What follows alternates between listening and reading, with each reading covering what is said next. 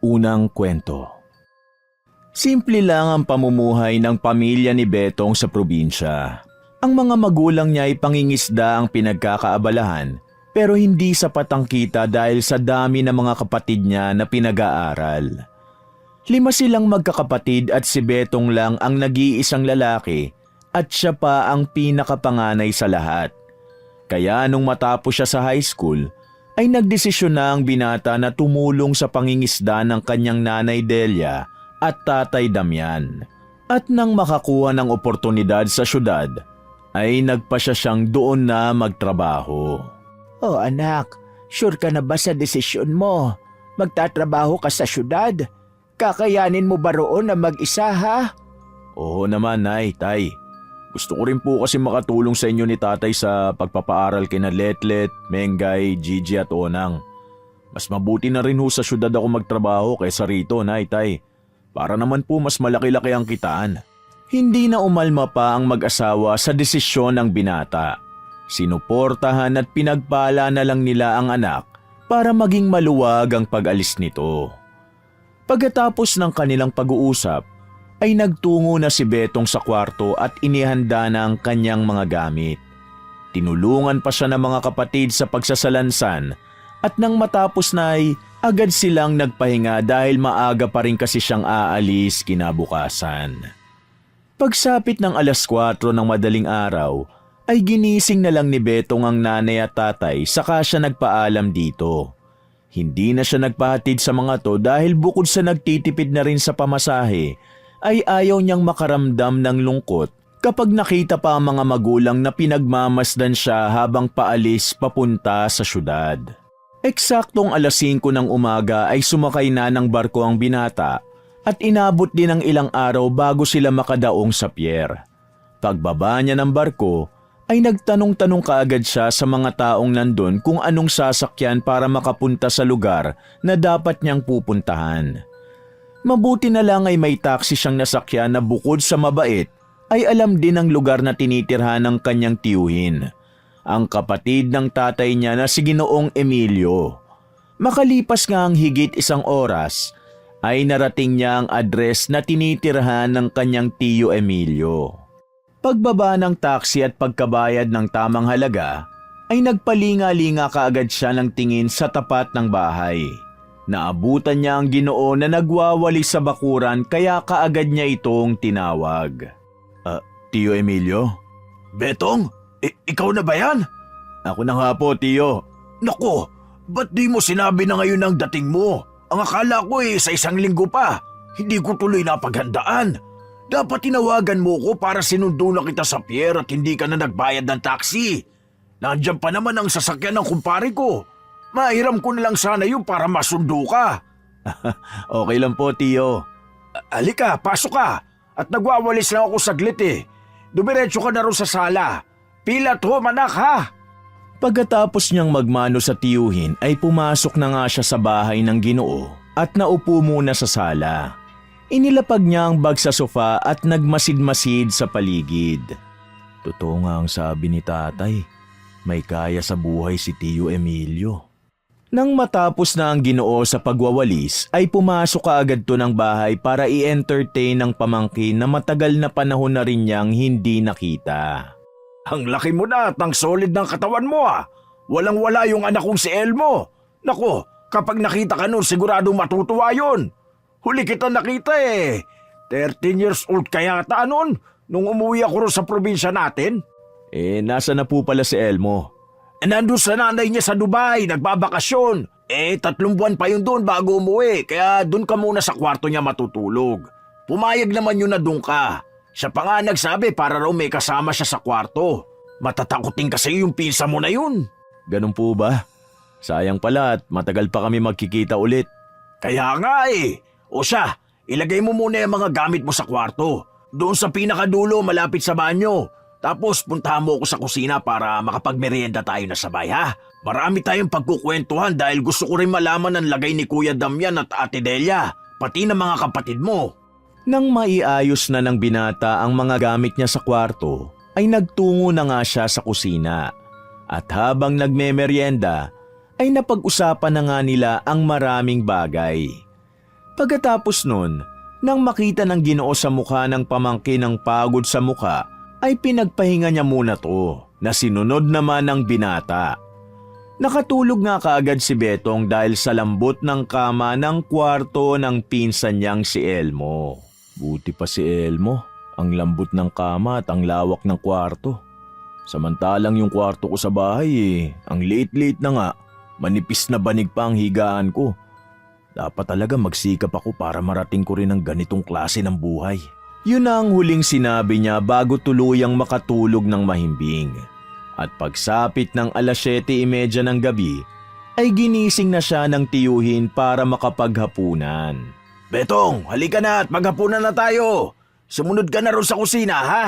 Opo, tiyo. Salamat po. Nang nakaupo na siya sa tapat ng hapagkainan, ay inabutan siya ng tiyuhin ng plato, kutsara at tinidor. Nagsandok naman siya ng makakain. Betong, huwag ka mahiya rito sa bahay, ha? Isipin mo na lang na nandun ka sa bahay nyo. Pilatum ka lang at huwag mahihiyang kumain ng kumain, ha? Tayong dalawa lang naman ang nandito sa ngayon, eh. Opo, tiyo. Salamat po. Ah, siya nga pala pamangkin. May nakita akong kumpanya na pwede mong pag-applyan. Hiring sila ngayon. Kasasabi lang ng kakilala ko dyan sa kabila. Kare-resign lang daw kasi nung kamag-anak niya eh. Umuwi na raw kasi ng probinsya. Talaga ho, tiyo? Saan naman ho yan at saka anong trabaho? Hindi naman ho ako mapili basta legal na trabaho at hindi pagbebenta ng laman. Uso raw po kasi rito yun eh. Ano ka ba? Hindi naman ilegal at bentahan ng laman. Maayos naman kausap yung kakilala ko. At saka hindi kita ipapahamak, no? Lagot ako sa tatay mo kapag nagkataon.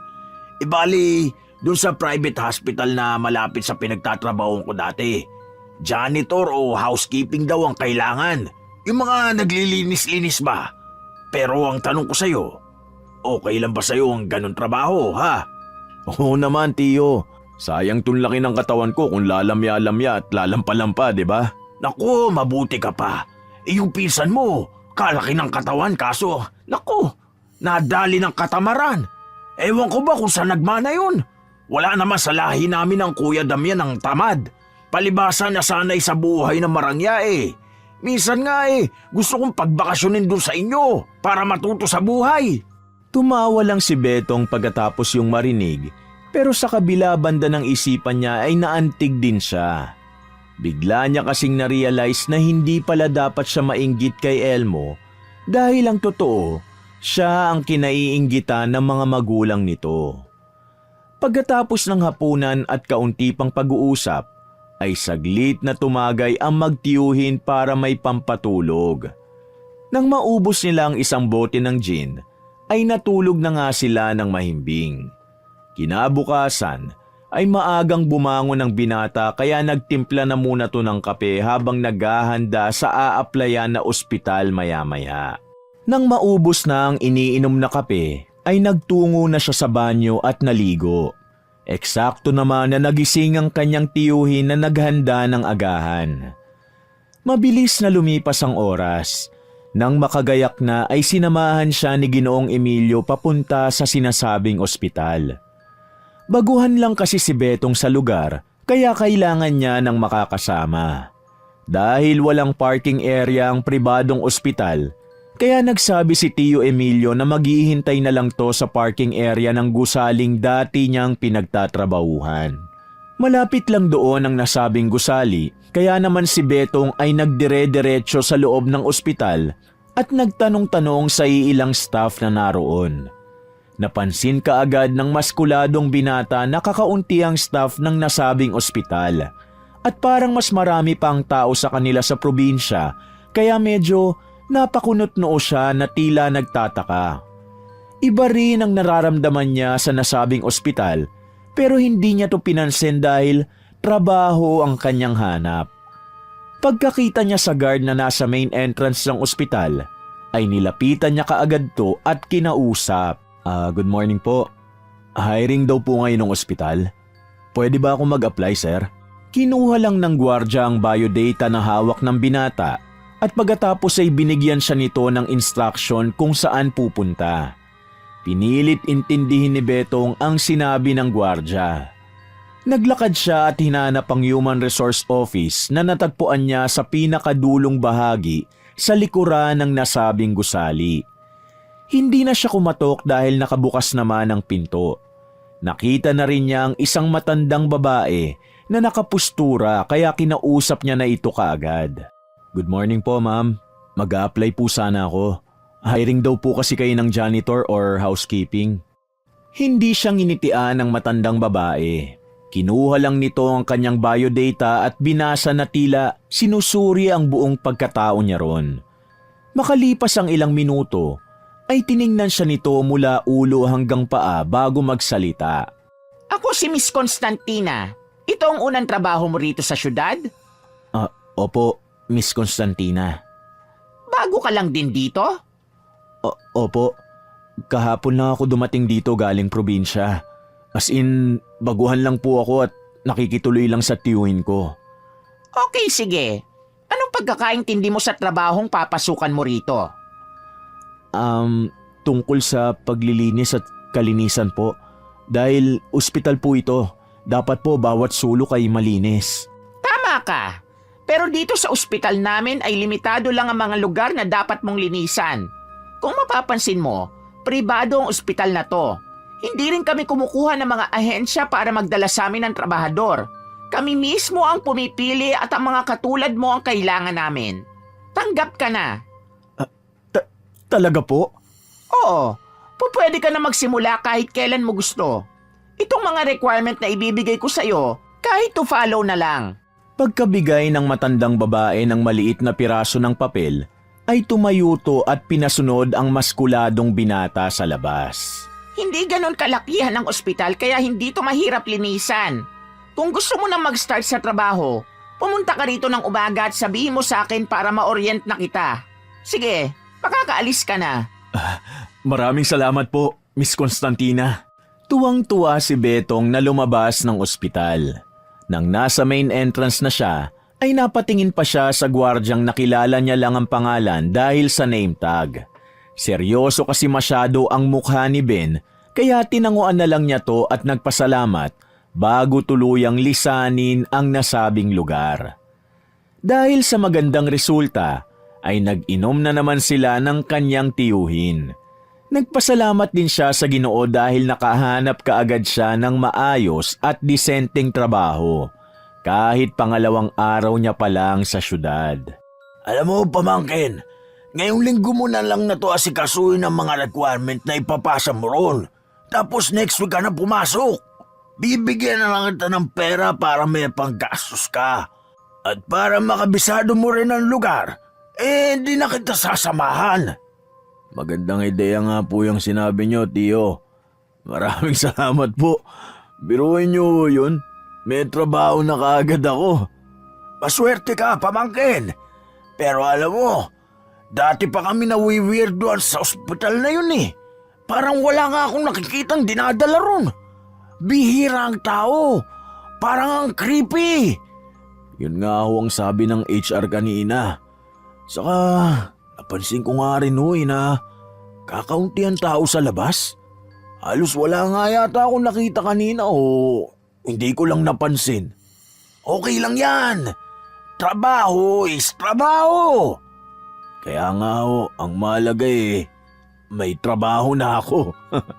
Nagpatuloy na sa inuman na magtiyuhin hanggang sa sila ay malasing at makatulog. Isang araw ang lumipas, ay sinimula na nga ni Betong ang pag-aayos ng mga requirements. Malaking tulong din sa kanya ang bagay na yon dahil nagkaroon siya ng pagkakataong makagala sa buong syudad at maging pamilyar sa lugar. Bago mag-weekend ay nakumpleto niya na ang lahat ng kailangan kaya pagsapit ng Sabado at Linggo ay nakapagpahinga siya ng maayos. Araw ng Lunes, maagang nagpaalam ang binata sa kanyang tiyuhin.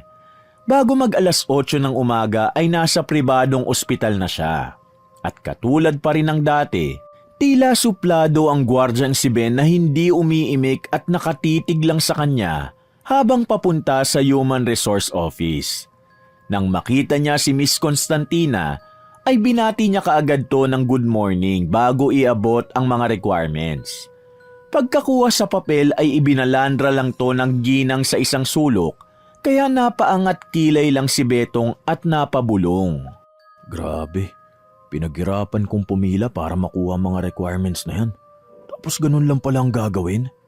Ngayon, pwede ka na mag-start pagkatapos ko magpaliwanag sa'yo ng tungkol sa sahod, pati ng mga pulisiya ng ospital.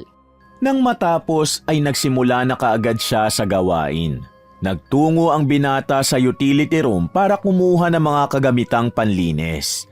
Pero habang tumatagal ay mas lalo niyang nararamdaman ang kakaibang vibes sa ospital. Pambihira. Wala ba silang ibang housekeeping maliban sa akin? As in, isa lang ba ako o may kashift ako? Yung gwardiya suplado, yung HR suplada, tapos yung ibang mga tao na nakikita ko parang ewan. Wala pa akong nakikitang nurse o doktor o yung parang normal na tao dito eh. Parang lahat ng nandito, weirdo. Nang mapadako siya sa ward ay nakita niya ang iilan sa mga pasyente. Kaya kahit papano ay nabawasan ang agam-agam niya patungkol sa ospital. May iilang doctors at nurses na rin siyang nakasalubong pag-akyat sa second floor. Pero katulad lang din umasta ni Mang Ben at ni Miss Constantina. Pagsapit ng lunch break ay nagdesisyon siyang akyatin ang pinaka-roof deck ng ospital para doon tumambay. Nang nandun na siya ay nakita niya ang isang makisig na doktor. Matangkad ito, makapal ang mga kilay, mahaba ang mga pilik mata, maamo ang muka, matangos ang ilong, maputi at maganda ang hubog ng katawan. Tumingin to sa kanya at tumango, kaya sumigunda na rin siya ng pagtango hanggang sa mahapyawan ng paningin niya ang name tag nito. Nang mawala na sa paningin niya ang doktor, ay napaisip siyang bigla at nagsalita na lang sa sarili. Parang yun lang ang maayos-ayos na taong nakita ko dito ah. Dr. Almeda? Okay. Mabilis na lumipas ang oras. Pagkatapos ng paglilinis ng mga banyo at iba't ibang silid sa ospital, ay hindi na malaya ni Betong na 5:00 na ng hapon. Yes, tapos na ang shift ko. Solid ang first day. Tama nga si Miss Constantina. Hindi masyadong matrabaho dito. Matapos niyang makapaghanda ng sarili ay naglakad na siya sa pasilyo papunta sa exit nang masalubong niya ulit si Dr. Almeda. Ikaw pala yung bago sa housekeeping, tama ba? Anong pangalan mo ulit? Berto po, Dok. Ako nga po yung bagong pasok. So, pauwi ka na? Saan ang uwi mo at isasabay na kita? Hindi na po, Dok. Dadaanan ako ng tiyo ko kasi ang sabi niya kanina, may kukunin daw siya sa dati niyang pinagtatrabahuhan. Kaya dadaanan niya na lang ako ngayon. Ganun ba? O sige, mauna na ako at ingat ka sa pag-uwi mo. See you tomorrow, Berto. Tinanguan siya ng maskuladong binata at naglakad na to hanggang sa makalabas ng gusali. Pagkakita niya sa kotse ni Doc Almeda na paalis, ay eksakto naman na siyang pagdating din ng sasakyan na ginagamit ni Tio Emilio. Kanina ka pa ba naghihintay rito, pamangkin? Hindi naman ho, Tio. Kaagad siyang pumasok sa loob ng kotse at nagmaneho na paalis sa lugar na yon. Nagpa siya rin ang magtiyo na sa labas na muna kumain para hindi na magluto pag uwi nila ng bahay. Betong, kumusta pala ang unang araw sa trabaho? Mahirap ba? Okay lang naman ho, Tio. Smooth ang pagtatrabaho. Marami-rami rin po palang tao. Mukha lang siyang hindi dumugin pero ang ward saka mga private room may mga tao. Medyo suplado lang ang karamihan sa mga nurses at doctors. Pero siguro dahil bago pa lang ako. Basta wala kang makakaaway, okay na yun. At magtrabaho ka lang na magtrabaho. Makwento ko pala ha. Hindi pala umuwi ng probinsya yung pinalitan mo roong janitor. Ganun po ba? Ano pong nangyari, Tio? Napansin ko nga rin kasi na parang ako lang ang janitor eh. Nagtitipid yata yung ospital. Ang sabi ng kumpare ko, nasiraan daw ng bait at dinala sa mental hospital. Pinalabas lang nilang umuwi ng probinsya para hindi nakakaya sa ibang tao. Ang hinala nga ng kumpare ko nagte-take ng drugs yun. Kaya ikaw, huwag mong aaralin ng mag-take ng drugs ha. Naku Tiyo, hindi po no. Ang goal ko ngayon pag-igihan ng pagtatrabaho para may maipadalang sapat na pera kay nanay at tatay. Para may maitulong ako sa mga pag-aaral ng mga kapatid ko. Natutuwa akong marinig yan sa'yo, pamangkin. O siya, kumain na tayo. Matapos nilang maghapunan ay lumabas na ang magtiyo sa restaurant. Nang papasok na si Betong ng sasakyan, ay nakita niya si Dr. Almeda na nakatayo mismo sa main entrance ng restaurant na kinainan nila. Napakunot noo ang binatang maskulado, saka binalingan ang kanyang tiyuhin. Tiyo, yun po yung isa sa mga doktor doon sa ospital na pinagtatrabahuan ko. Yun nga lang po halos ang doktor na pumapansin sa akin doon. Saan? Wala naman akong makita. Doon po sa main entrance ng restaurant, sabay napatingin na magtiyuhin sa harapan. Pero gano'n na lang ang gulat ni Betong sapagkat wala na roon si Dr. Almeda. Wala naman na. Sabi mo na sa main entrance. Umalis na po yata. Hayaan mo na. Umalis na tayo, pamangkin. Kaagad silang nagbiyahe pa uwi. At nang nasa loob na ng bahay, ay nagkanya-kanya na silang pasok sa loob ng mga kwarto nila. Pagsalampak ni Betong sa kama ay nakatulog kaagad siya ng mahimbing. Subalit pasado 12:00 ng hating gabi ay naalimpungatan siya matapos makarinig ng kaluskos malapit sa bintana. Kinusot-kusot niya mga mata bago tumingin doon. Nang makakita siya ng tila anino ng isang tao, ay napabalikwas siya ng bangon at seryosong napatingin ulit doon. Sino yan? Tumigil sa paggalaw ang aninong nagre-reflect sa bintana na nasa labas ng bahay. Kaya marahang tumayo si Betong at naglakad papunta roon. Binuksan niya ang bintana at nang makitang nandoon si Dr. Almeda na nakatayo, ay napakunot noo siya sa sobrang pagkagulat. Dok, ano pong ginagawa niyo rito? Paano niyo nalaman ang bahay ng tiyo ko? Mas lalo siyang nagulat nang tumalim ang tingin ng Ginoo. Nawala ang ngiti sa mga labi nito at napalitan niyo ng mabangis na imahe. Doon na nakaramdam ng kakaiba si Betong. Mabilis na gumapang ang kilabot sa buo niyang katawan na nagdulot ng pagtayuan ng kanyang mga balahibo. Natuntun na rin kita, Betong. Unti-unting nag-iba ang anyo ng gwapong doktor. Tila natunaw ang mukha nito hanggang sa magmukhang matanda at nangulubot. Nagmukha itong isang nakakatakot na mangkukulam. Ngayon ay hindi ka na makakatakas pa. Paghatak sa kanya ni Dr. Almeda, ay napahiyaw siya kasabay ng pagbalikwas ng bangon. Pawis na pawis ang katawan niya at ang bilis ng tibok ng kanyang puso, kaya siya napahawak ng bahagya roon. Ay, salamat naman at panaginip lang. Pero ang weirdo naman ang panaginip kong yun. Ay. Pagtingin niya sa digital clock na nasa tukador, ay doon niya napansing nakabukas ang bintana, kaya napakunot noo siya at naisip ang napanaginipan. Pero hindi niya na masyadong inintindi yun dahil nag-asikaso na siya sa pagpasok sa trabaho. Makalipas ang ilang oras, nang papasok na siya sa main entrance ay kinawayan niya si Mang Ben bago dumiretso sa kanyang locker. Nang handa na siya, ay sinimula na ng binata ang pagtatrabaho. Agad na siyang nagtungo sa itaas dala ang map at kalahating tubig ng balde. Tahimik niyang binabaybay ng map ang bawat talim ng sahig. Sumipol-sipol pa nga siya upang mawala man lang ang pagkabagot. Ilang sandali pa'y bigla na lang bumukas ang pinto sa tapat, dahilan para mabitiwan niya ang map na hawak. Nang makita niya ang morenong malusog na lalaki, ay nakahinga siya ng maluwag. Pero nagtaka rin siya nang makita tong nakasuot ng lab gown, pero wala yung name tag. Sino ka? Sorry kung nagulat kita. Ako pala si Juni. Intern ako rito. Nag-a-assist kay Doc Almeda. Ikaw siguro yung sinasabi ni Kuya Ben na bagong hired na housekeeping, tama? Oo, ako nga yun. Berto pala. Pero tawagin mo na lang akong Betong. Dahil nililinis din ni Betong ang nasabing silid, kaya marami pa silang napagkwentuhan. Kaya nalaman ng maskuladong binata na magto 2 weeks pa lang doon ang intern.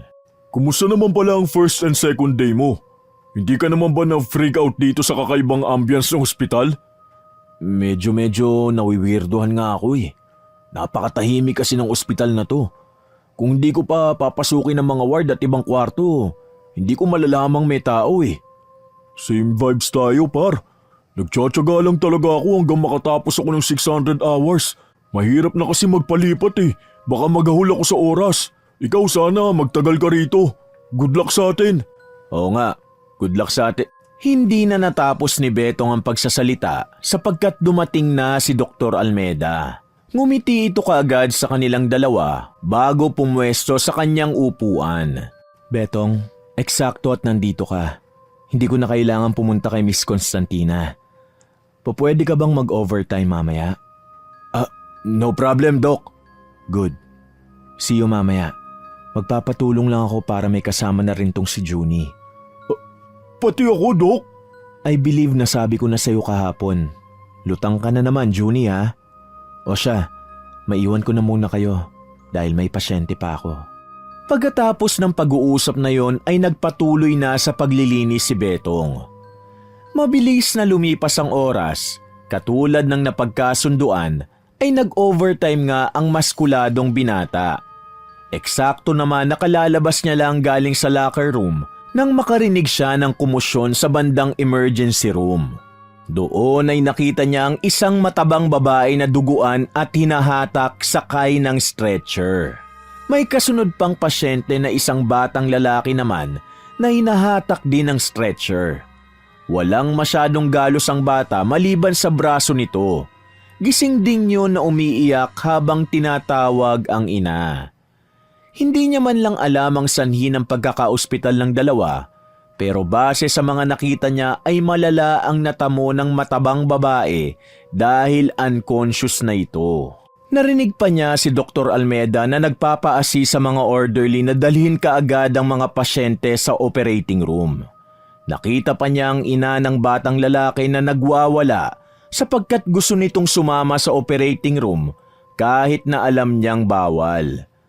Pagkatapos ng eksenang yon, ay naglakad na si Betong papunta sa opisina ni Dr. Almeda para doon ito hintayin. Naabutan niya roon si Juning nagbabasa-basa ng mga libro. Nandito ka na pala, natagalan ako eh. Nakichismis pa ako ron sa emergency room kanina. Mukhang matatagalan si Doc Almeda. May emergency operation siya eh. Hintayin na lang natin.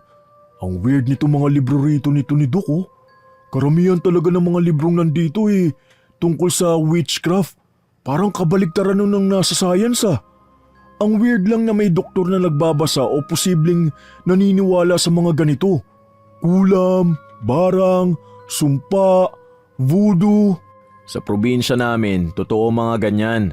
Pero iba ng paniniwala nyo rito sa syudad eh. Creepy rin talaga si Doc Almeda. Pero naisip ko lang na posible ba ang ganun? Nag-aaral ka ng pagdodoktor pero nag-aaral ka rin ng witchcraft? Aba, hindi ko alam. Hindi naman ako maalam sa mga ganyan eh. Kaya nga ako nag-janitor eh. Teka, lalabas muna ako para bumili ng makakain. May papabili ka ba? Sige, pasabay ako ng 3 siopaw. Meron dun sa convenience store na malapit dito. Ayoko ng pagkain sa kantin ng ospital eh. Wala akong tiwala sa mga luto rito. Pagkakuha ng binatang matipuno ng pera, ay lumabas kaagad siya ng silid at nang mapadaan siya sa hilera ng operating room, ay nakita niyang may inilabas na roon ang mga orderly na mga bangkay na nakasilid na sa black leather bag. Habang sinusundan niya ng tingin ng mga ito, ay nakita niya rin ang ina ng batang lalaki kanina na humahagulgol sa pag-iyak. Kawawa naman, namatay pati yung bata. Pero wala namang masyadong nadali sa bata maliban sa kaliwang braso niya. Bago siya lumabas ng ospital, ay sinulyapan niya muna ang ina ng bata na kinakausap ni Dr. Almeda. Nakaramdam siya ng lungkot at awa para sa ina. Kaya nagtuloy-tuloy na siya hanggang makarating sa convenience store para bumili ng makakain. Pagbalik niya sa ospital ay nakita niya si Mang Ben at si Miss Constantina na naglalakad papunta sa pinakadulong bahagi ng building kung saan na nire-restrict silang pumasok. Dala ng pagka-curious ay sinundan niya ang mga to. Hindi niya rin alam kung bakit pero kakaibang pakiramdam niya habang ginagawa yun. Para siyang kinakabahan na ewan na hindi niya maintindihan. Ano ba tong ginagawa ko? Bakit ko sila sinusundan? Saan ba kasi sila papuntang dalawa? Sabi ni Miss Constantina, bawal pumunta sa area na yan pero sila pwede. At saka, bakit sila magkasama? Dahil sa dami ng tanong na nabuo sa isip niya, kaya mas lalong nagpursigi si Betong na malaman kung ano ang itinatago ng mga tao sa ospital. Marahan siyang bumaba ng hagdan hanggang sa mapagtanto niyang nasa basement na siya at doon ay nakaramdam siya bigla ng kilabot. Lalo na nang makita niya ang area na mas lalong kahindik-hindik. May mga agyaw-agyaw ang paligid na halatang hindi nililinis at ang mga ilaw ay nagpapatay-sindi. Halatang niluma na ng panahon ng lugar na yun. Anong klaseng lugar to? Saka, nasan na sila? Hindi pa man niya natatapos ang pagsasalita ay nakarinig na siya ng kalabog ng pinto mula sa hindi kalayuan. At kahit kinakabahan, ay mas nangibabaw pa rin ang pagka-curious niya na malaman ang sikretong nagtatago sa lugar na yun.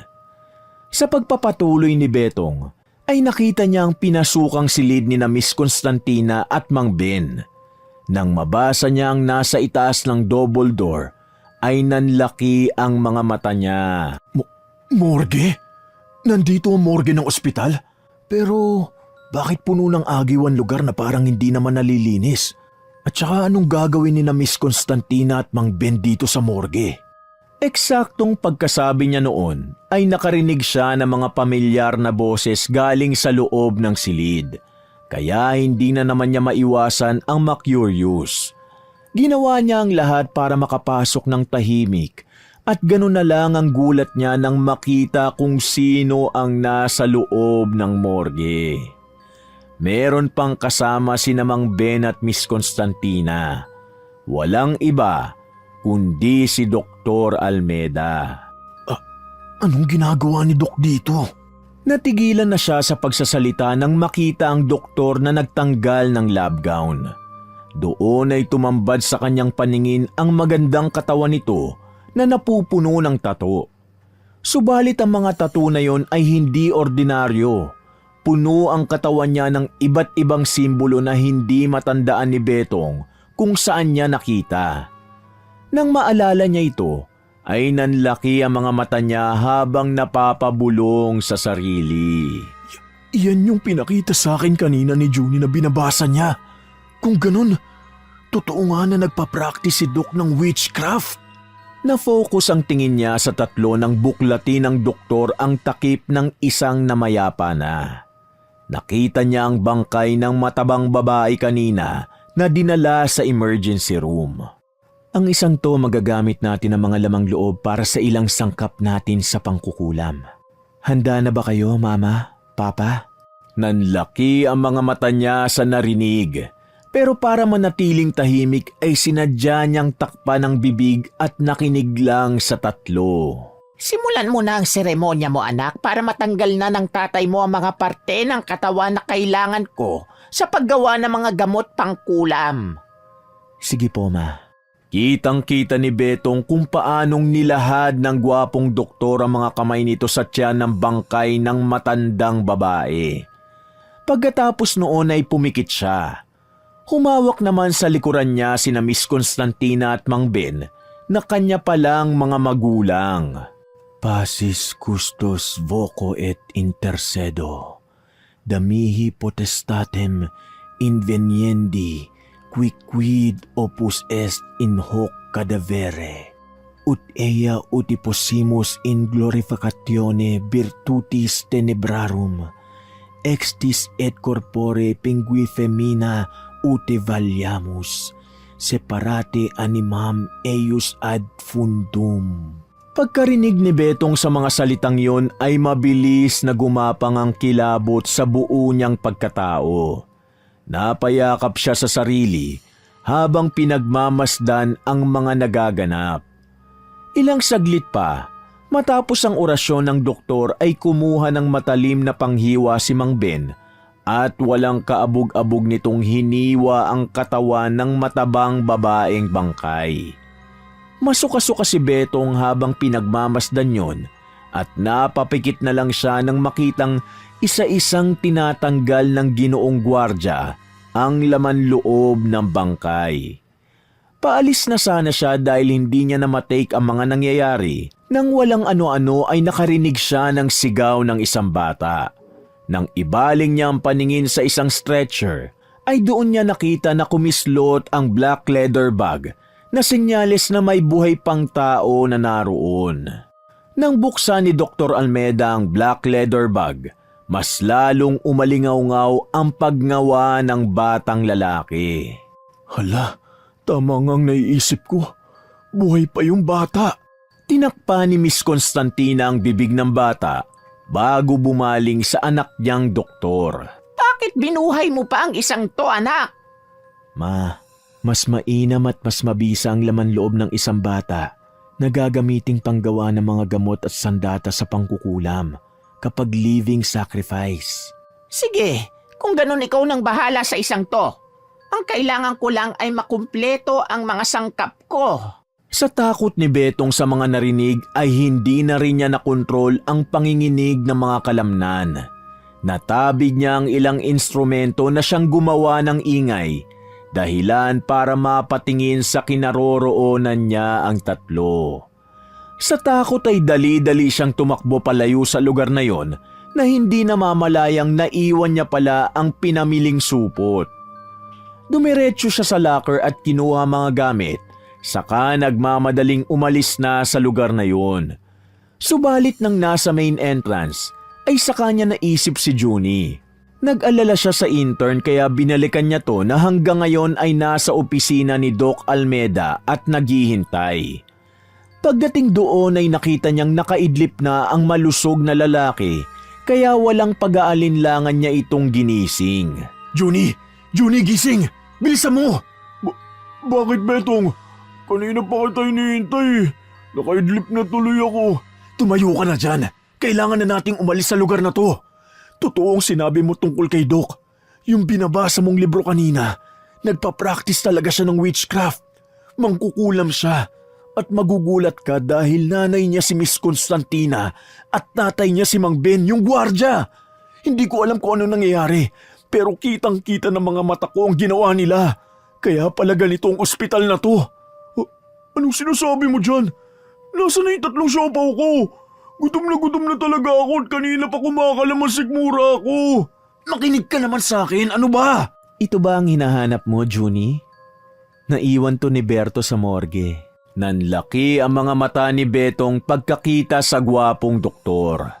At lalo siyang kinabahan nang ngumitito sa kanya ng makabuluhan bago iabot kay Junie ang supot na naglalaman ng mga pagkain. Salamat, kuya. Buti na lang at nakuha mo to. Gutom na talaga ako eh. Kuya? Hindi ba nasabi sa ni Junie na panganay niya akong kapatid? Ay, oo nga pala, Betong. Si Doc Almeda, nakatatanda akong kapatid. Tapos tatay namin ng gwardya at nanay namin ng HR. Itong ospital na to, ang mga nakikita mo rito, ang nakikita ng mga tao rito, lahat yun parte ng salamangka ni Kuya. Kami lang ang totoo sa lugar na to. Habang pinakikinggan ni Betong ang sinasabi ng matabang lalaki, ay pasimple siyang umatras palabas ng opisina. Alam mo ba kung anong nangyari sa pinalitan mo? Nasa mental hospital na siya ngayon dahil walang naniniwala sa kanyang mga pinagsasasabi tungkol sa amin. Naalala mo bang dinalaw kita nung isang gabi? Nanlaki ang mga mata ni Betong sapagkat sa kanya lang na-realize na totoo pala at hindi panaginip ang nangyari. Kapag nalaman ko na meron kang ginagawa o nasabing hindi maganda, alam mo na ang mangyayari. Hindi sa'yo. kundi sa tiyo mo at mga mahal mo sa buhay. Sa takot ni Betong ay tumakbo siya ng matulin at nabunggo pa ng mag-asawang sina Constantina at Ben na napakunot lang ng noo habang pinagmamasdan siyang umalis sa lugar na yon. Dahil sa tromang nangyari ay halos 1 buwan na nagmukmok si Betong sa loob ng bahay. Nadepress siya ng gusto at dahil sa matinding takot ay muntik na rin siyang madala sa mental hospital. Mabuti na lang sa tulong ng mga mahal niya sa buhay na hindi naman alam ang totoong nangyari ay nakarecover siya ulit. 1 taon ang nakalipas, nabalitaan na lang ni Betong na na-demolish na ang pribadong ospital at hindi niya na inalam ang dahilan dahil ayaw niya na ring balikan ang traumatic events na naranasan niya bilang dating trabahador ng nasabing gusali.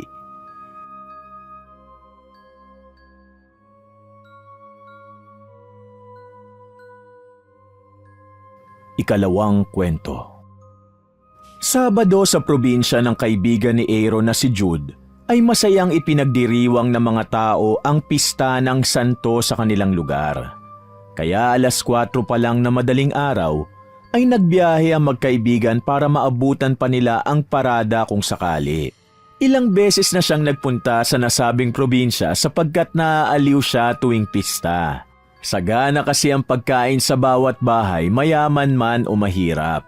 Bukod doon ay hindi niya rin maintindihan ang sarili sapagkat parang napakagaan ng loob niya sa pamilya ni Jude. Payapa ang lugar na talaga namang kagiliw-giliw. Malayo sa kabayasnan, malayo sa usok, malayo sa tsismosa, malayo sa panghusga ng mga tao, at malayong-malayo sa katoksika na meron ng Metro Manila kung saan lumaki si Aaron. Pare, siguradong matutuwa si Lola Iska kapag nakita ka nun, pati ng buo kong pamilya. Alam mo naman na gustong-gusto ka ng mga yon, parang ikaw pa nga ang kapamilya nila kaysa sa akin eh. We, parang hindi naman pare. Hindi nga akong iningiti ni Lola Iska eh. Naku, kung alam mo lang, kapag nga tumatawag ako ron, banggit ng banggit sa'yo eh. Akala siguro magkasama tayo sa isang bahay. Akala nga siguro ng mga tao ron eh, magjowa tayo. Natawa na lang si Aaron sa sinabi ng kaibigan dahil marami talaga ang nag-aakalang meron silang relasyon. Sa sobrang close ba naman nila sa isa't isa, kahit tuloy ang girlfriend ni Aaron na si Fatima, kung minsan ay nagseselos na. Pagkalaon ay inabala na lang ng binatang malabo ang mga mata ang sarili sa paglalaro sa mobile game habang naghihintay na makarating sa kanilang destinasyon. Nang sinulyapan niya ang kaibigan, ay nagche-check naman to ng bag. Kaya meron siyang naalala dahil nakita niya ang dalang bag ni Jude na siyang ginagamit nila kapag nag-hike. O nga pala pare, makakapag-hike kaya tayo this year dun sa bundok na malapit sa inyo? Di ba last year pinagbawal? Bakit nga ba binawal last year? Hindi naman ipinagbawal. Naghigpit lang yata at binalaan yung iba. Hindi ko na rin tanda kung bakit eh. Pero alam ko, pwede namang umakyat doon, sabi ni Tio Kanor. Bakit mo pala naitanong? Gusto mo bang mag-hike tayo after ng piyesta? Wala naman, natanong ko lang. Bigla ko lang din kasi naalala pagkakita ko sa bag mo eh. Akala ko rin kasi bawal mag-hiking doon. Pero good idea yung naisip mo ah.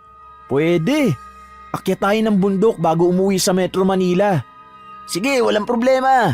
Sasabihan ko ulit si Tio Kanor. Tumango na lang ang binatang nakasalamin at nag-focus na sa paglalaro ng mobile game habang si Jude ay inayos na rin ang bag.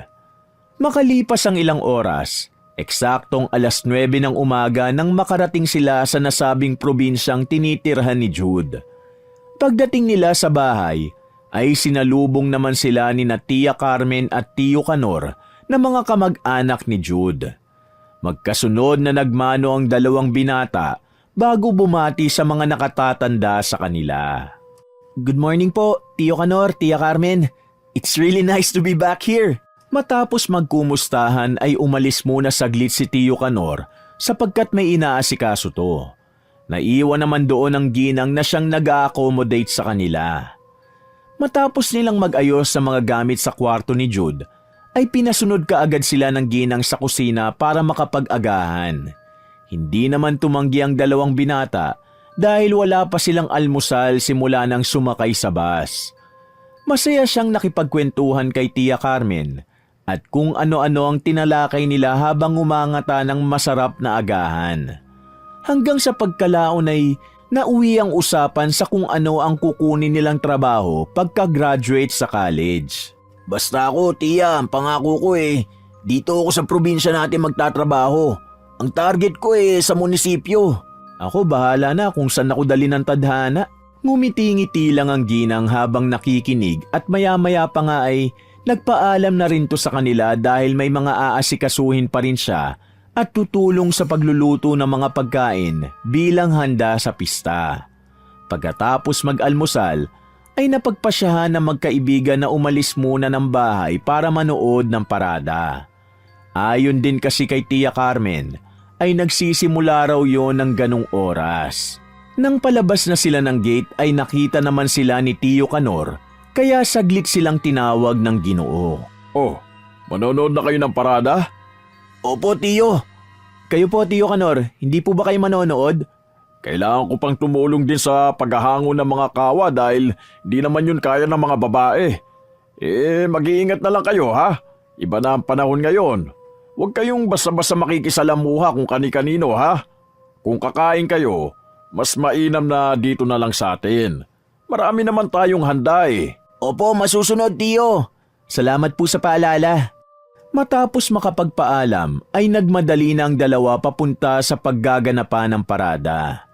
Na-enjoy nila ang pista, lalo na si Aaron na minsan lang maka-experience ng buhay probinsya. Halos mag-aalas 10 na sila ng gabi nakauwi ng bahay sapagkat sa dami ng event sa kalsada ay hindi sila magkandamayaw sa panonood. Nagkalat din ang mga pagkain kaya hindi sila nakaramdam ng kagutuman. Hindi nga lang nila nasunod ang bili ni Tio Canor na umiwas sa pagkain sa ibang bahay.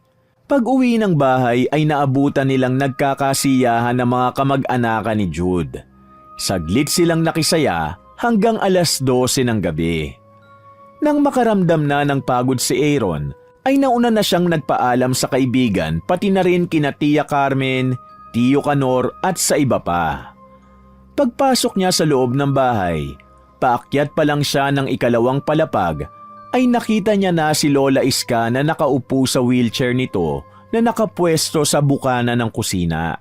Doon kasi malapit nakapwesto ang silid ng nasabing matandang ginang. Nginintian niya ito at tinanguan bago magwika. Lola Iska, ba't gising pa po kayo? Alas 12 na po ng hating gabi. Matulog na po kayo. Ba't ka pa bumalik dito? Hindi ka na talaga nila pakakawalan. Matutulad ka lang sa akin. Dito ka na mamamatay. Napakunot ng noo si Aaron habang unti-unting umuusbong ang kaba sa kanyang dibdib. Hindi niya tuloy alam kung magagalit ba siya o matatakot dahil sa sinabi ng matanda. Mabuti na lang talaga at naiintindihan niya na nasa 90 years old na to at meron ng sakit na pagkalimot kaya kung ano-anong sinasabi. Kaya naman hindi niya na masyadong pinagtuunan ang mga sinabi kahit ang totoo ay talagang kinabahan din siya.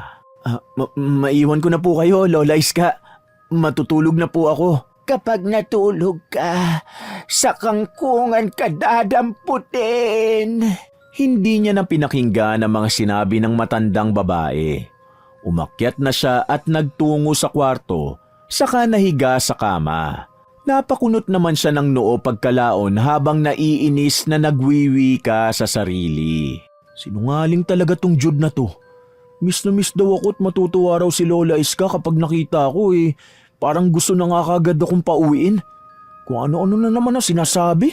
Nakakaurat. Saglit siyang bumangon at sumilip sa bintana.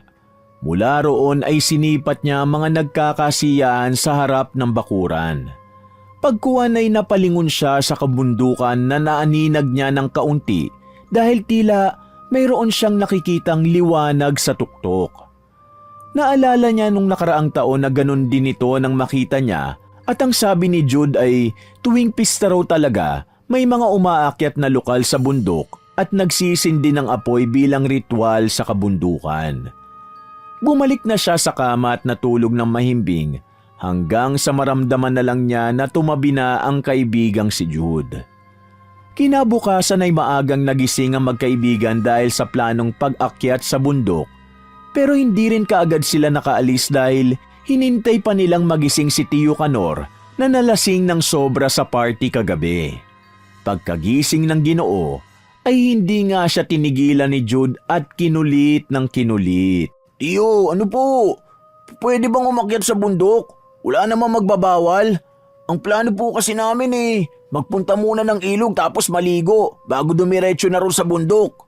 Wow, plano namin. Parang plano mo lang yun pare ah. Kailan mo ako nakitang maligo sa ilog? Huwag ka nang killjoy dyan. Masarap maligo sa ilog, promise.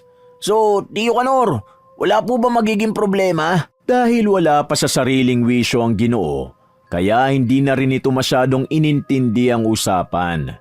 Kumamot-kamot lang siya ng ulo bago tumugon sa dalawang binata. O siya, lumakad na kayo at baka maabutan pa kayo ng gabi sa pag-uwi. Sa sobrang tuwa ay napayakap si Jude sa tiyuhin at pagkalaon ay napaapir pa sa kaibigan na napakibit na lang ng balikat. Matapos makapagpaalam ay wala nang inaksayang oras ang magkaibigan. Pumunta na nga sila sa kilalang ilog sa lugar na yon para maligo. At dahil ito ang unang beses ni Aaron na mapuntahan ang nasabing lugar, kaya naman tuwang-tuwa siya lalo na nang makita ang maliit na falls at napakagandang tubig ilog na kulay asul. Malinaw ang tubig. Kitang-kitang ilalim at tila kumikinang din ang tubig dahil sa pagdampi ng liwanag ng araw. Nagmula ito sa kanan na bahagi kung saan tanaw ang magandang tanawin. May mangilan-ngilan na naliligo dito na nasa kabilang bahagi ng ilog. Pare, ano pang iniintay mo? Tara na, lusong na! Kaagad tumalon si Jude at nakangiting sumunod si Aaron. Pag-ahon ay tuwang-tuwa siya sa sarap ng pakiramdam ng malamig at malinis na tubig. Hinanap niya ang kaibigan. At nang makita to ay saka siya nagsalita. Napakaganda naman dito. Anong pangalan nitong ilog na to? Pwede itong maging tourist spot pre. Ang ganda kasi. Dapat dinidevelop to ng LGU nyo eh. O ano, good idea ang planong to no. Sabi ko sa'yo fresh na fresh tong Marikit Falls. Oo, good idea par. Pero ba't ngayon mo lang ako dinala dito? Dapat last year pa eh. Nawala rin sa isip ko Di ko rin alam kung bakit. At least napunta mo na bago pa malaspag ng mga tao to kapag naging tourist spot na. Sinulit na nga ng magkaibigan ng paglangoy hanggang sa manawa sila. Matapos makapagpahinga saglit, ay naisipan na nga muna nilang umakyat sa bundok katulad ng usapan. Hindi na sila bumalik ng bahay para mananghalian dahil naisipan na lang ni Jude na kumain sa mga kainang nasa paanan mismo ng bundok. Bago ka kasi umakyat ay may mga iilang sibilisadong kabahayan doon na nag-o-offer ng mga pagkain para sa mga hiker. Pagkatapos nilang kumain at makapagpahinga, ay nagkasundo na ang dalawa na magsimulang umakyat sa bundok. Ayos tong trip natin. First time kong aakyat ng bundok na hindi prepared Buti na lang itong sandals ko pang hike. Okay lang ba kung wala tayong tourist guide saka hindi pa tayo nag-register par? Okay lang yan pare. Di naman mahirap akyatin yung bundok Okay, sabi mo Let's go, sago! Nagsimula na nga sila sa kanilang paglalakbay. Noong una ay may mga nakakasabay at nakakasalubong pa silang grupo ng mga hikers. Pero nang nasa Zero Peak na sila, kung saan magsisimula ang totoong hike challenge, ay tila nag-iba na rin ang ambience ng paligid. Ilang beses na ring nakaakyat si Aaron ng mga bundok dahil meron silang hikers club sa universidad. Pero ito ang unang pagkakataon niya na makaramdam ng ganito, na para bang mabigat na mahiwaga na hindi niya maintindihan. Nararamdaman mo ba yon pare? I only feel the excitement pare. Kasi may na-add na naman sa list ng naakyat nating bundok. Exaggerated ka masyado. Peak zero pa lang talaga tayo. Saka ka magbunyi kapag nasa summit na. Wow, ang lalim mo ron Magbunyi talaga. Pero, puwera biro para, alam mo ba ako, taga rito na pero ngayon palang makakaakyat sa bundok na to. Ang gara, di ba? Tara na nga, ang dami mong sinasabi, no? Nagpatuloy pa sila sa paglalakad pero hindi pa rin nawawala ang kakaibang pakiramdam ni Aaron.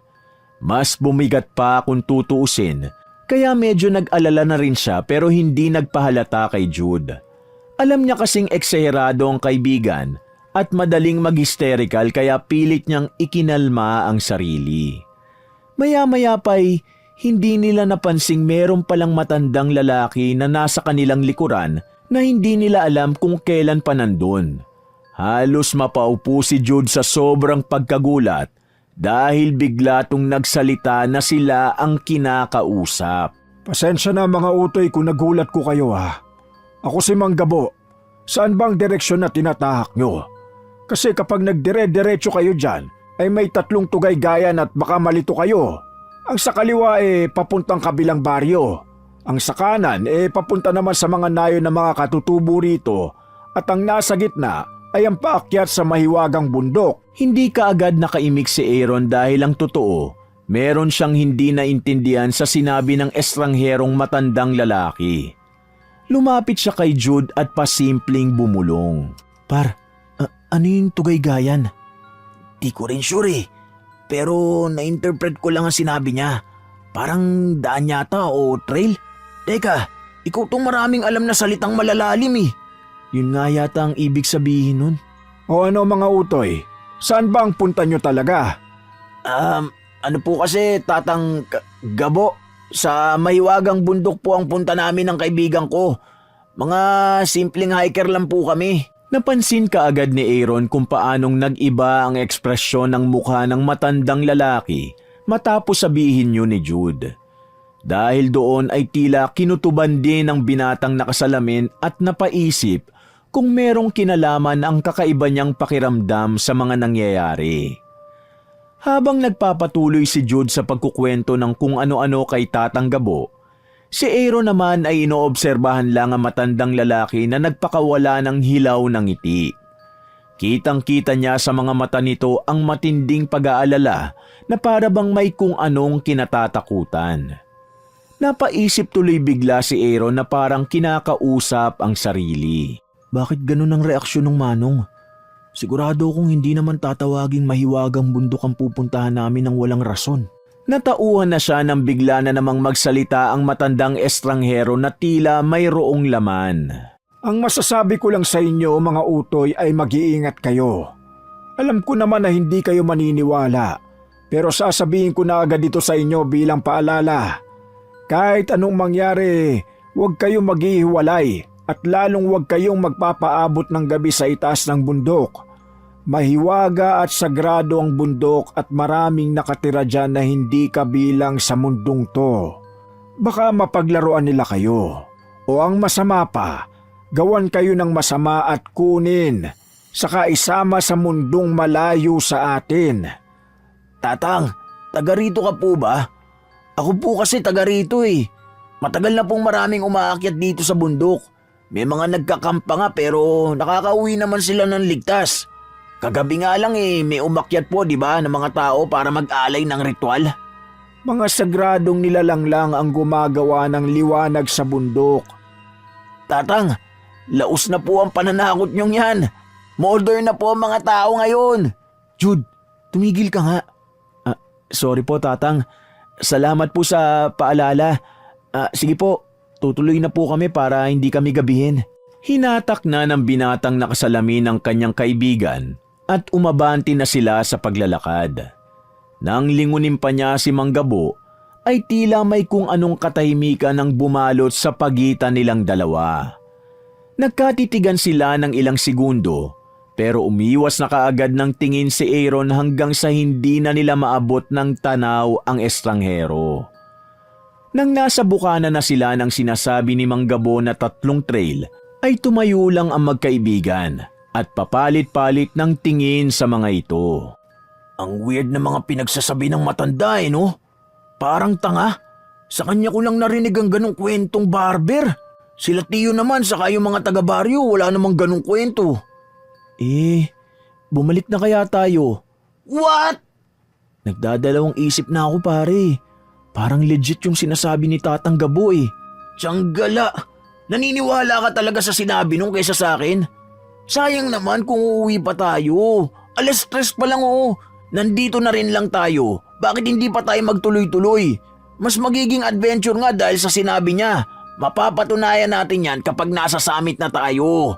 Let's go na pare! Hindi na makaangal pa si Aaron dahil sa pursigido niyang kaibigan na hinila na siya.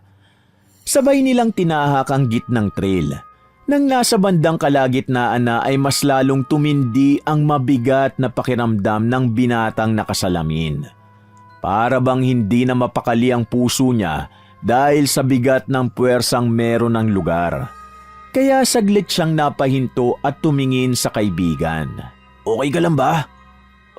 Wala ka bang ibang nararamdaman sa paligid?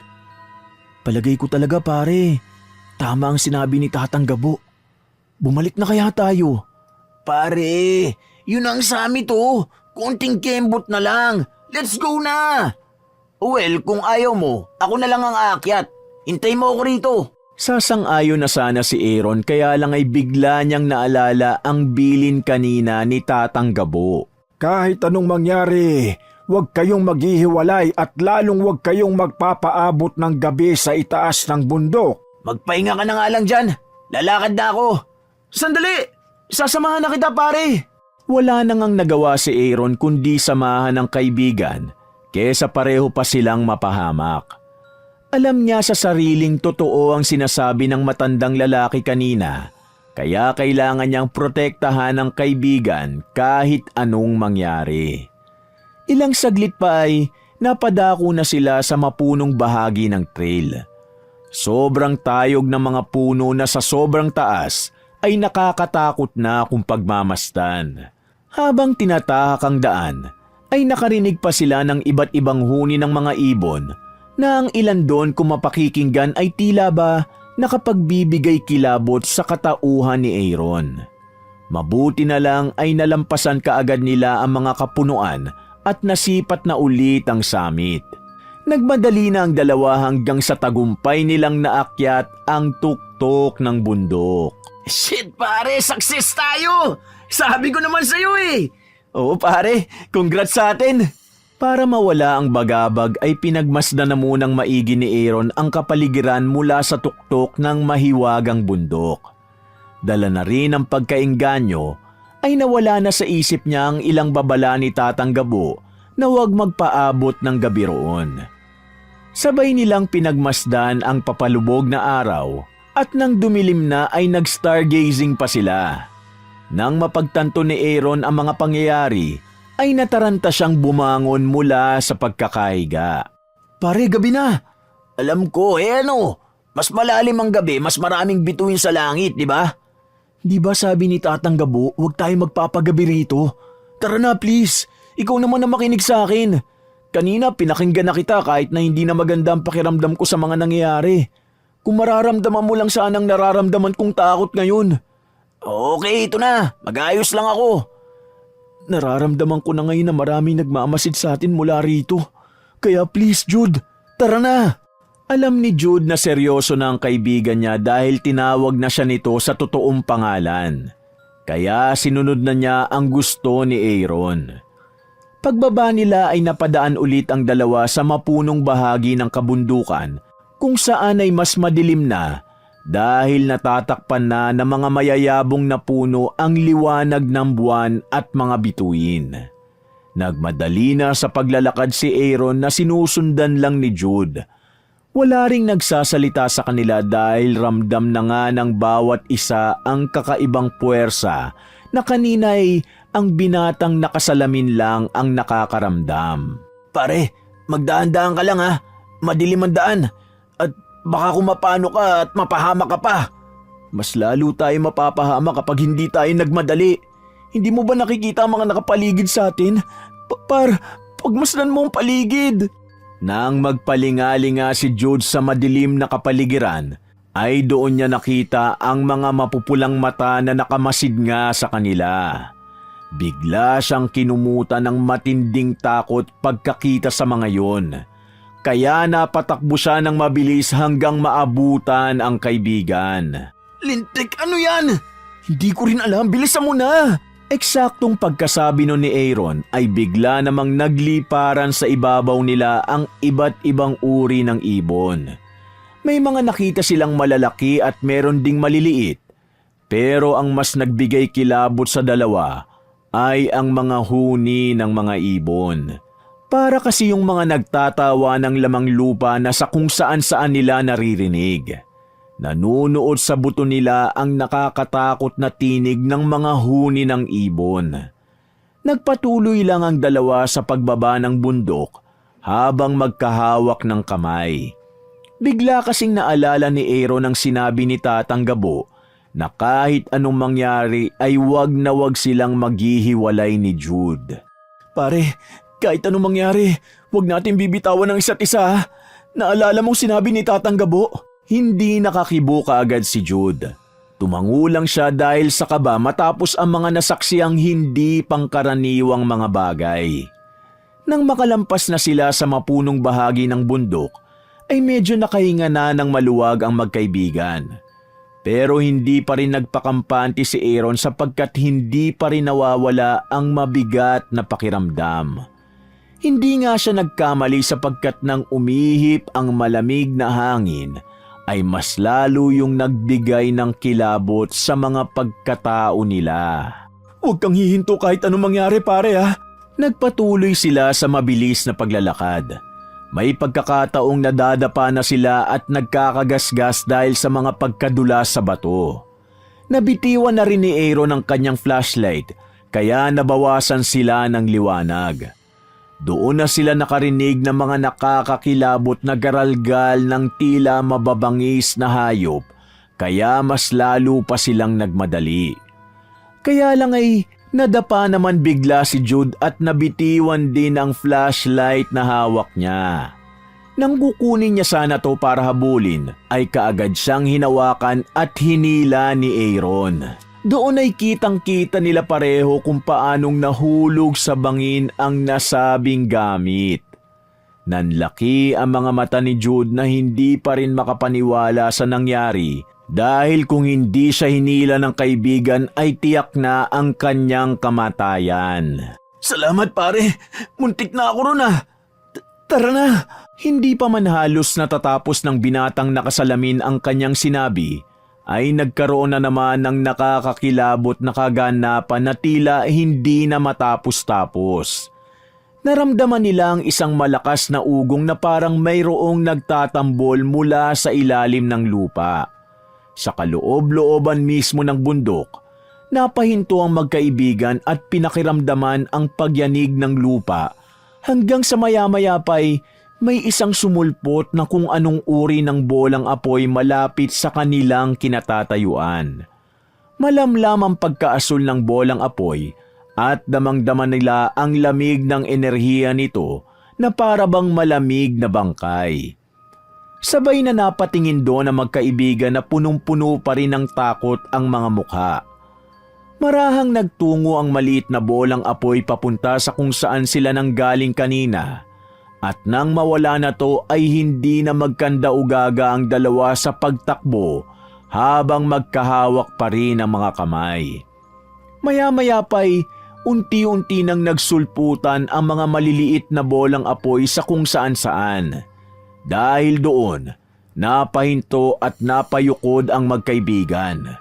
Rumipli rin ang takot na kanilang nararamdaman.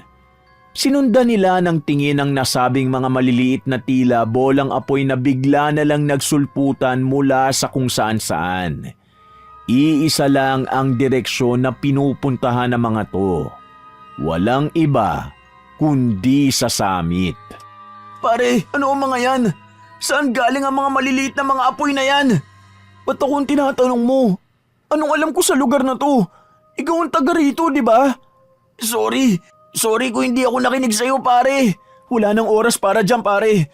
Manahimik na muna tayo pareho para hindi mapansin ng kung anumang mga bagay na yan. Naglakad na nga ang magkaibigan subalit dahil sa dilim ng paligid, ay makailang beses silang nadapa at nakagawa ng ingay. Noong unay humihinto lang ang mga asul na bolang apoy. Pero dahil sa ingay na nagagawa nila, ay tila nabulabog ang mga to at sila na ang binalingan.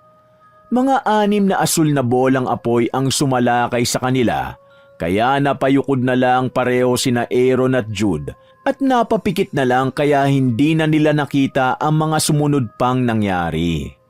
Nang marinig na lang nila ang pamilyar na boses ay sabay na napadilat ang dalawa at gano'n na nga lang ang gulat nila nang makita si Tatang Gabo kasama si Tiyo Kanor. May dalang sulo ang dalawa na tila pinaghahawi ang mga bolang apoy na lumalapit. Madali kayo! Jude! Aaron!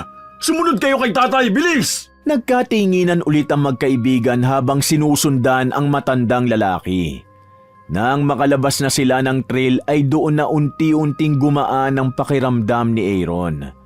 Napatingin na lang siya sa bolang apoy na unti-unting lumalayo hanggang sa magtungo na nga ito sa tuktok ng bundok. Pagkakita nilang nagliliwanag ang tuktok ng bundok, ay doon lang napagtanto ni na Aaron at Jude ang lahat. Kung ganun, Tiyo, hindi mga tao ang nagpapaliwanag ng tuktok ng bundok tuwing pista? Oh, tama ka. 2 beses sa isang taon nangyayari yan na ang mga San Telmo ay nagtitipon sa tuktok ng bundok para makatawid sa kabilang buhay. San Telmo? Ang mga San Telmo ay mga uri ng bolang apoy na hindi pangkaraniwan. Kaya sila kulay asul ay dahil mga kaluluwa na sila na nakalimutan na ang anyo at pagkatao. Dito sa mahiwagang bundok nabibigyan sila ng tsansa 2 beses sa isang taon para makatawid sa kabilang buhay at makilala ulit ang sarili nila. Harapin ang kaparusahan kung sa langit o impyerno sila mapupunta. Hindi makapaniwala ang magkaibigan sa kanilang narinig subalit nakahinga sila ng maluwag sapagkat ligtas na sila. Pasensya na po sa inasal ko kanina, Tatang. Sana pala nakinig ako sa inyo, pati rito kay Aaron. Ang totoo niyan wala naman akong balak na tulungan pa kayo. Ang mga katulad nyo talaga ay hinahayaan sa ganyang klaseng kapaligiran para magtanda. Mabuti na lang at hinanap kayo sa akin itong bunso kong anak. Bunsong anak? Tiyo Kanor, tatay niyo si Tatang Gabo. Lolo ko siya? Ang akala ko po, bata pa lang ako, patay na si Lolo. Mas pinili ni tatay ang maging ermitanyo sa bundok kaysa samahan kami nila nanay. Ayaw niya na kasing maulit ang nangyari sa ilang kapatid ko na napahama kasama na ang tatay mo ron, Jude. Kaya palaging nandito si tatay para balaan ang mga taong nagbabalak umakyat sa mahiwagang bundok. Ang karamihan sa napapahamak, yung mga bakasyonistang hindi naniniwala sa mga kwentong probinsya. Pero sa ngayon parang baliktad Si Aaron na laking syudad ang naniwala sa babala ni tatay. At ikaw, pasaway kong pamangkin, humanda ka pag uwi ko ng bahay, ha? Pumayag ka naman kanina, Tiyo Ang sabi ko, huwag magpagabi, pero anong ginawa mo? Dahil dyan, pababawasan ko ang allowance mo ngayong buwan na ito. Tatawagan ko bukas ang ate sa ibang bansa para maparusahan ka. Matapos ang talakayang yun ay sinabihan na ni Tatang Gabo ang 3 lalaki na bumalik na sa baryo para makapagpahinga na. Dahil na rin sa nalaman ng magkaibigan, ay marami silang natutunan lalong higit si Jude. Ang aral na nakuha ni Aaron sa lugar na yon ay na-apply niya sa lahat ng lugar na kanyang pinagbabakasyonan, na kailangang sumunod sa mga matatandang pamahiin at kultura ng isang lugar para makaiwas sa tiyak na kapahamakan.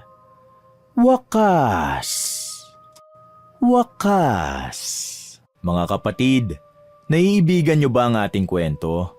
Maraming salamat Kung hilig niyo rin ang mga kwentong pag-ibig, pakisuportahan naman ang isa ko pang channel, ang Mr. Love Tagalog Story.